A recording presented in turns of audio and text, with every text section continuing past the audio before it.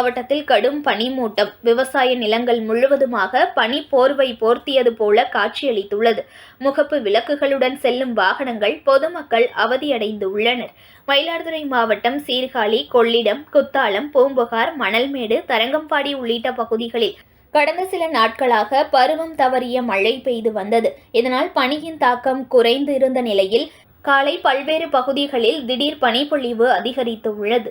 சாலைகளில் செல்லும் போது மக்கள் நடமாட்டம் இன்றி வெறிச்சோடி காணப்பட்டது. எதிரே வரும் வாகனம் கூட தெரியாத சூழல் நிலவியதால் இருசக்கர வாகனம் முதல் அனைத்து வாகனம் முகப்பு விளக்கை எரியவிட்டபடியே செல்கின்றன.